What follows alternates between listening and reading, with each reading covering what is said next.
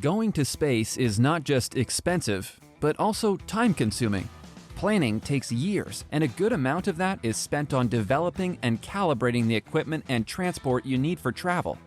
While being relatively new to spaceflight, SpaceX is showing unprecedented progress in this field. Month after month and year after year, SpaceX is growing and developing at a tremendous speed, and its competitors can only watch from behind as SpaceX continues to revolutionize the art of space travel. Very recently, Elon Musk, the man behind the success of SpaceX, has announced its plan to launch Starship, the world's most powerful launch vehicle ever developed. Many people are looking forward to its success and are hoping to witness the rocket's first orbital flight. Starship rocket is SpaceX's transportation system that is specifically designed for inexpensive interplanetary missions. Its second stage, called Starship, is a fully reusable spacecraft that offers an integrated payload section and is capable of carrying up to 100 passengers into space, as well as transporting cargo to Earth orbit, other planets, and everywhere in between. It will be capable of revolutionary features like refueling in space. While Starship is already remarkable in itself, the Starship system is not complete without its first stage, the Super Heavy. The Super Heavy is the tallest and most powerful rocket booster ever. Standing at a height of 70 meters and with a 9-meter diameter, Super Heavy is very powerful with a gross liftoff mass of over 3 million kilograms. It's powered by several Raptor engines using subcooled liquid methane and liquid oxygen as propellants. Super Heavy is the first stage of SpaceX's rocket and is responsible for launching the Starship spacecraft into space. The Super Heavy has 3 Raptor engines with a cluster twice as powerful as the Saturn V rocket. The Super Heavy's tanks can hold up to 3,600 tons of propellant, 800 tons of methane, and 2,800 tons of liquid oxygen. Propellant-free, the Super Heavy weighs about 160 tons. The Super Heavy, set to launch in January for initial flight tests, has a different engine configuration. Technicians and engineers at the SpaceX facility near Boca Chica said that instead of 33, which should be Super Heavy's final engine configuration, only 29 Raptor engines were attached to this version of Super Heavy rocket, which SpaceX is calling Booster 4 or Super Heavy B4, one of the 2 prototypes of Super Heavies being developed by SpaceX. Booster 4 has quite a simple engine configuration. There are 9 engines in the center, which will be used to vector thrust, while the outer ring has 20 engines that are fixed in place. SpaceX has fitted each booster with heat shields to keep them from burning up upon re-entry into the Earth's atmosphere. The second Super Heavy prototype, called Booster 5 or Super Heavy B5, might be the version that will go into production. It will have 33 next-generation Raptor 2 engines and will be capable of 17 million pounds of thrust at launch. It will be over twice as powerful as NASA's Saturn V. The Super Heavy is equipped with 4 grid fins, each weighing 3 tons. These fins are not spaced evenly to help maximize pitch control. The fins also control the descent of the booster stage when it dislodges from the Starship. A very peculiar landing technique has been developed by Elon Musk and his team for Starship. He shared on Twitter, "We're going to try to catch the Super Heavy booster with the launch tower arm, using the grid fins to take the load." How will that work? Apparently, after falling back to Earth, the Super Heavy will use propulsion to keep itself up and vertical while landing. Using the grid fins of the Super Heavy to shoulder its weight, the mechanical arms on the launch tower will then try to catch the booster.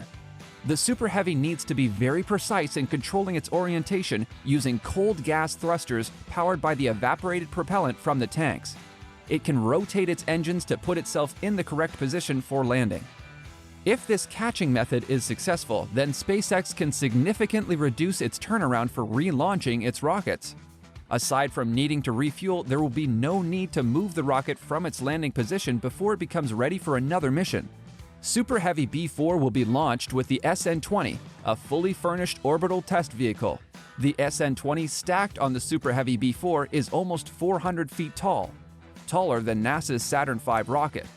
NASA's Space Launch System, SLS, stacked with the Orion Crew Capsule on top, also pales in comparison, at only 322 feet tall. Starship's first orbital launch is not expected to be flawless. It's a first launch after all, so Elon Musk is prepared for risks. However, looking at the meticulous preparations SpaceX has made, the launch should be a success. We're crossing our fingers so we don't get a repeat of what happened with the SN prototypes. If you can remember, SpaceX was trying to perfect the vertical landing of Starship rockets from high altitudes. During the testing phase, 4 prototypes all blasted off successfully but blew to pieces upon landing. It was only in May 2021 that SpaceX was finally able to get it right with the SN-15. The rocket managed to land upright from over 30,000 feet.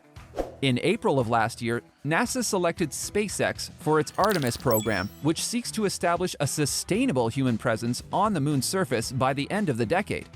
The Artemis program is slated to launch no later than 2025. Though NASA is hoping to launch the program as early as 2024, there are many unknown factors and challenges that need to be solved first.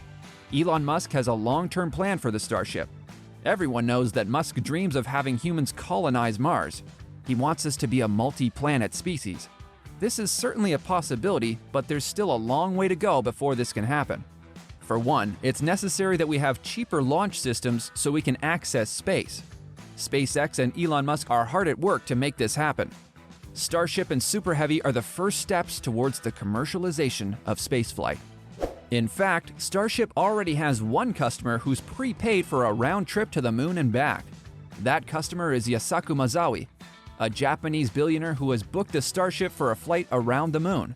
The launch is slated for 2023. Another factor to consider for the colonization of Mars to happen is the number of equipment facilities and personnel needed for people to survive on the red planet. Transporting these things and setting them up on Mars will have to take precedence before humans can actually settle there. At this time, there's no spaceship in the world capable of that. Elon Musk had hoped to launch Super Heavy in late 2021, but the Federal Aviation Administration, FAA, had not given their go signal concerning the test flight, so the Super Heavy couldn't move an inch. The FAA completed its inspection early in December 2021. In September, they issued a draft environmental report after consulting with several state and federal agencies. Then it held 2 hearings in October to gain the public's opinion.